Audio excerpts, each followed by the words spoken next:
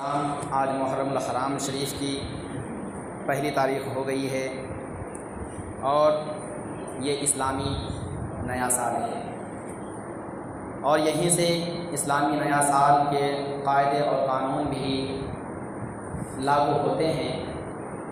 मुअज़्ज़ज़ सामईन किराम, लिहाजा आज तमाम आलम इस्लाम को इन बातों पे खुशी होगी कि आज मुहर्रम हराम की वो मुक़द्दस तारीख़ है और पहली तारीख़ है। मुहर्रम हराम का वो मुक़द्दस महीना है जिसमें कि हमारे दीन की हिफाजत के लिए, दीन की तहफ़्फ़ुज़ के लिए सरकार इमाम आली मक़ाम इमाम अलैहिस्सलातु वस्सलाम ने अपनी जान को और अपने अहले ख़ानदान को करबला के मैदान में कटवा करके दीन की हिफाजत फरमाई थी।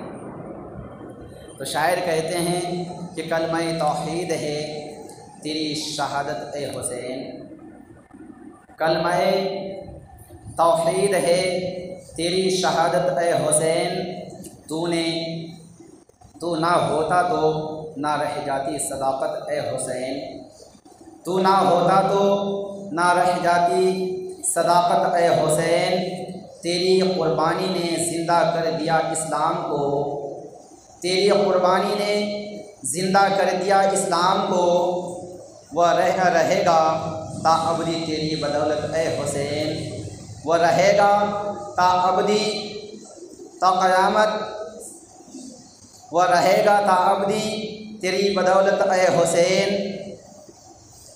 तालिबान ने मंजिल अमन व सुकून के वास्ते, तालिबान मंजिल अमन व सुकून के वास्ते तेरी क़ुरबानी हुई शम्अ-ए हिदायत ए हुसैन, तेरी क़ुरबानी हुई शम्अ-ए हिदायत ए हुसैन।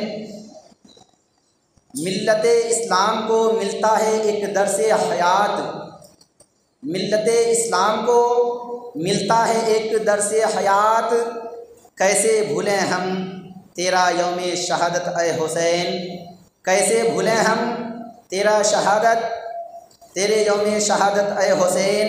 एहतमाल फिर से है आने का यज़ीदियत का दौर, एहतमाल फिर से है आने का यज़ीदियत का दौर, फिर जहानों को है तेरी ज़रूरत ए हुसैन, फिर जहानों को है तेरी ज़रूरत ए हुसैन। और हाल मेरा कुछ भी हो मगर मेरा अक़ीदा है यही, हाल मेरा कुछ भी हो मेरा अक़ीदा है यही, मुझको बख्शवाएगी तेरी मोहब्बत ए हुसैन, मुझको बख्शवाएगी तेरी मोहब्बत ए हुसैन। कलमा तौहीद है तेरी शहादत ए हुसैन, तू ना होता तो ना रह जाती सदाकत ए हुसैन। हज़रात मोहतरम इमाम आली मक़ाम इमाम हुसैन अलैहिस्सलातु वस्सलाम ने हमें दीन का पैगाम दिया है। अपने नाना जान जनाब मोहम्मद रसूलुल्लाह सल्लल्लाहु ताला अलैहि वसल्लम के दिए हुए दीन को हम तक पहुँचाया और जब हम तक पहुँचाने की बारी आए तो इमाम आली मक़ाम ने ये नहीं देखा कि हमें क्या करना पड़ रहा है, हमें किसकी क़ुरबानियाँ देनी पड़ रही है और किसकी नहीं। और साथ ही साथ मैं आपको ये भी बताता चलूँ कि जो इंसान ग़म हुसैन मनाते हैं उन्हें भी और उनके ऊपर भी काफ़ी अफसोस होता है। कुरान तो हुसैन को ज़िंदा बता रहा है और हम नाम निहाद मुसलमान हैं कि हम हुसैन को मुर्दा समझ रहे हैं। हज़रात मोहतरम कुरान मुक़द्दस में रब्बे काबा इरशाद फरमाता है, वला तक़ूलू लिमन युक़्तलू फ़ी सबीलिल्लाहि अमवात बल अहयाउ वलाकिन ला तशऊरून, कि बेशक अल्लाह की राह में जो कत्ल किए जाएँ, अल्लाह की राह में जो कत्ल किए जाएँ, अल्लाह की राह में जो शहीद किए जाएँ उन्हें तुम मुर्दा भी गुमान ना करो। अल्लाह तबारक व तआला कह रहा है कि मेरी राह में कुर्बान होने वालों को तुम मुर्दा गुमान भी ना करो, मगर हम मुर्दा मानते हैं। और अल्लाह आगे कह रहा है कि वह ज़िंदा हैं, रब्बे काबा की तरफ से उन्हें रोज़ी तक दी जाती है और तुम्हें शऊर तक ही नहीं है, तुम्हें एहसास ही नहीं है, तुम्हें कुछ मालूम ही नहीं है। हज़रात मोहतरम, इन बातों को मद्देनज़र रखते हुए आज हमारी कौम कहाँ जा रही है, आज हमारे कौम के नौजवान नस्लें कहाँ जा रही है? क्या हमने इन बातों को कभी गौर व फिक्र किया? बार बार इन बातों को आगाह किया जाता है, ढोल नाजायज़ व हराम है, मगर इन बातों को शौक़ से मनाने वाले मनाते हैं। मगर कभी इन बातों पर गौर किया कि हम जिस इमाम आली मकाम इमाम हुसैन अलैहिस्सलाम की शान के लिए हम ढोल बजाते हैं? क्या इमाम आली मकाम जब मदीनतुल मुनव्वरा से रुखसत हुए थे करबला के मैदान के लिए, तो क्या करबला के मैदान में जाने से पहले मक्कतुल मुकर्रमा में रुके थे? तो क्या मदीना से रुखसत होते हुए इमाम आले मकाम इमाम हुसैन अलैहिस्सलाम ढोल ताशे को लेकर के साथ में चले थे, या अपने अहले ख़ानदान को लेकर के चले थे? ढोल ताशे को साथ में लेकर के चले थे, या सजदा को साथ में लेकर के चले थे? ढोल ताशे को साथ में लेकर के चले थे, या अपने अहले ख़ानदान को करबला के मैदान में कटाने के लिए लेकर के चले थे? हज़रात मोहतरम, इन बातों पे गौर करने का मकाम है कि आज हम जिस सजदे को अपने पेशानी पे सजाना चाहिए था, जिस मोहब्बत मुस्तफ़ा को अपने दिल में और अपने तख्तिए दिल पे उतारनी चाहिए थी, आज हमने इन चीज़ों को दूर कर दिया है। आज हमने यजीदियों के ढोल को अपना लिया है, यजीदियों के ताशे को हमने अपना लिया है, यजीदियों के नौटंकियों को अपने दिलों में समा लिया है, और फिर हम अपने आप को हुसैनी कहते हैं। हज़रात मोहतरम, ये कैसी हुसैनी है? ऐसी हुसैनियत की ज़रूरत नहीं। अगर वाकई में जिनके दिल में हुसैन की मोहब्बत है, तो ढोल ताशे बाद में बजाना, सबसे पहले अपने सर पे सजदे की तरफ पैदा करके दिखा। अगर वाकई में दिल में मोहब्बत मुस्तफ़ा है, तो सबसे पहले तुम मोहब्बत मोहम्मद अरबी सल्लल्लाहु ताला अलैहि वसल्लम की आँखों की ठंडक नमाज को अपना करके दिखा।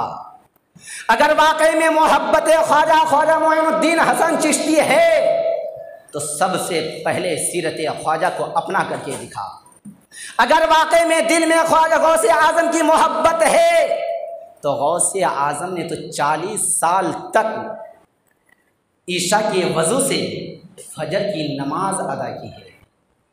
अगर वाकई में मोहब्बत गौसुल वरा है, तो अगर तुम फजर या ईशा की वज़ू से फजर की नमाज नहीं पढ़ सकते, तो कम से कम 5 वक्त की नमाज अदा करके दिखा। मगर ऐसे करने में हमें तो शर्म आती है, क्योंकि मस्जिद में जाना है। अगर वाकई में इमाम आली मकाम इमाम हुसैन अलैहिस्सलाम की मोहब्बत है, तो शर्माना बंद करो और चेहरे पे दाढ़ी को सजाना शुरू कर दो। हज़रात मोहतरम, आज तक हमें ये मालूम था और हमने ये जाना कि दाढ़ी रखना सुन्नत है, और हज़रात मोहतरम, जहाँ दाढ़ी रखना सुन्नत मुस्तफ़ा है, वहाँ पे दाढ़ी रखना दाढ़ी का हुक्म देना रब्बे ज़ुल जलाल का फरमान भी है। यानी कि दाढ़ी रखना सुन्नत नहीं बल्कि फ़र्ज़ है, और अपने आप को दाढ़ी को कटवा करके गंदी नाली में बहा करके अपने आप को ये जो मुसलमान फ़ख्र महसूस करते हैं, उन्हें इन बातों का एहसास होना चाहिए कि उनके दिल में कितनी मोहब्बत मुस्तफ़ा है। आज हम मोहब्बत मुस्तफ़ा का दावा करते हैं, मोहब्बत हुसैन का दावा करते हैं। जब नमाज की बात आती है तो सोचते हैं कि कब मौलाना साहब की तकरीर ख़त्म होकर मस्जिद में दाखिल हो, कब मौलाना साहब का बयान ख़त्म होकर मस्जिद के अंदर जाकर के बैठो। और जब बयान की बारी आती है तो अच्छों की हालत ख़राब होने लगती है, मैदान को छोड़ करके भागना शुरू कर देते हैं। और जब कोई नात खा आ जाए तो सीना चौड़ा करके आगे में बैठ जाते हैं और कहते हैं मुझसे बड़ा तो आशिक़ रसूल कोई है ही नहीं। हज़रात मोहतरम, नाते नबी को पढ़ लेना या नाते नबी सुन लेना मोहब्बत मुस्तफ़ा की पहचान और पैगाम नहीं है, बल्कि नाते नबी सुन करके उसे तख्तिए दिल पे उतारने का नाम मोहब्बत मुस्तफ़ा है।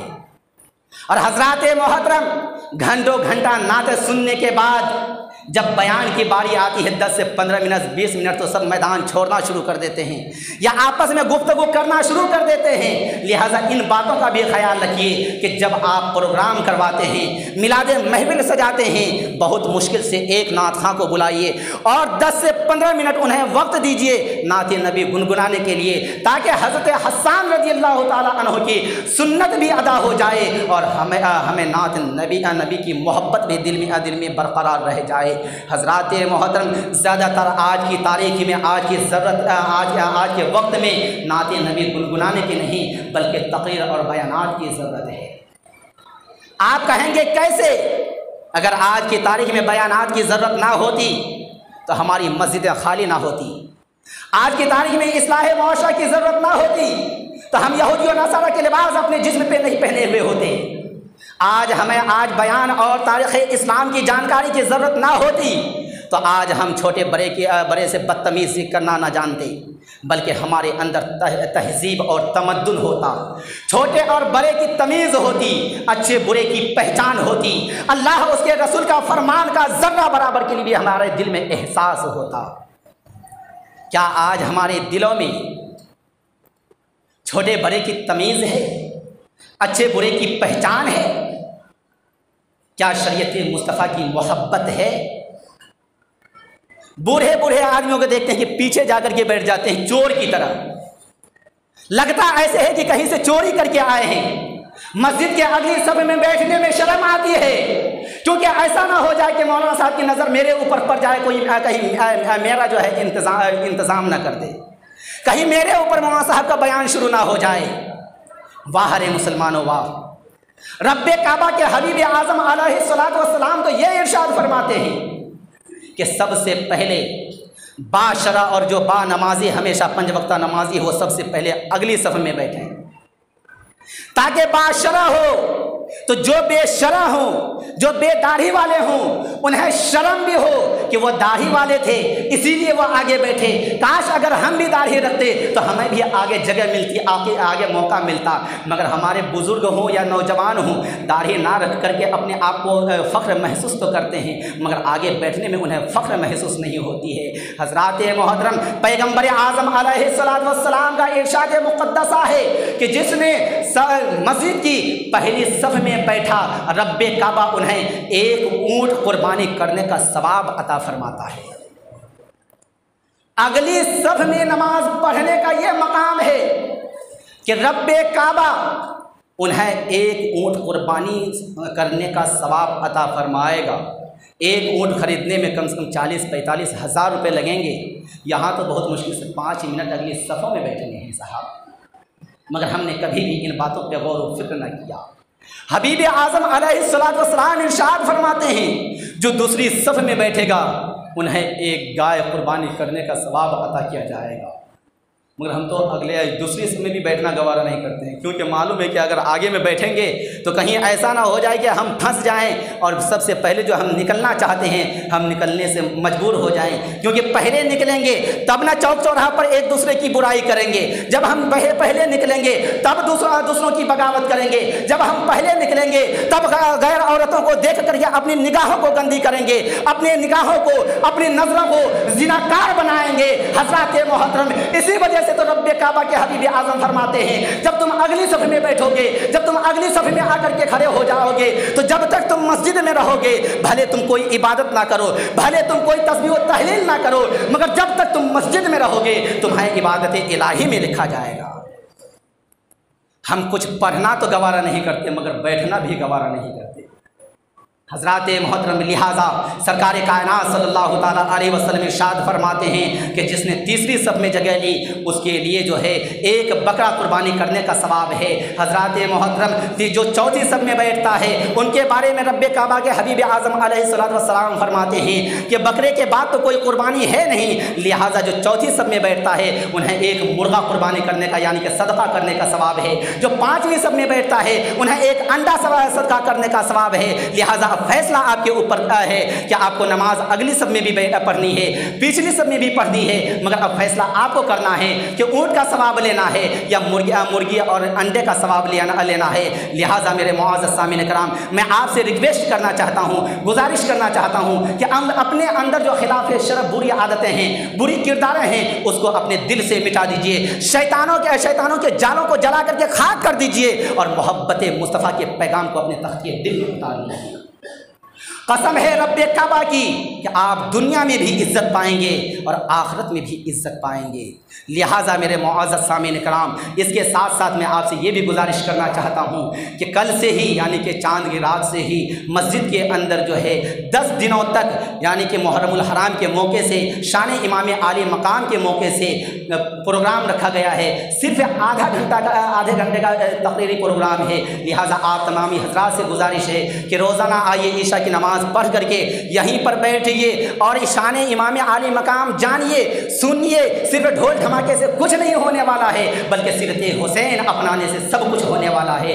लिहाजा अगर आप चाहते हैं कि करबला के मैदान की याद को ताज़ा करना, अगर आप चाहते हैं कि करबला के मैदान से लेकर के मैदान महशर तक और मैदान महशर से लेकर के जन्नत में दाखिल करवाने तक अगर इमाम आली मकाम के अगर साथ चाहते हैं तो फिर आइए, अपने तख्ती दिल में इमाम हुसैन की सीरत को अपनाइए और मिलाद महफिल में बैठिए। अल्लाह ताला की बारगाह मुक़द्दसा में दुआ है कि मौलाए कायनात मुझे बोलने में, आप हज़रात को सुनने में किसी भी तरह की कोई गलतियाँ हुई हो तो अपने फज़ल करम से माफ़ अता फरमा। अस्तग़फिरुल्लाह रब्बी मिन कुल्लि ज़ंबि व अतूबु इलैह। अस्सलामु अलैकुम व रहमतुल्लाहि व बरकातुहू।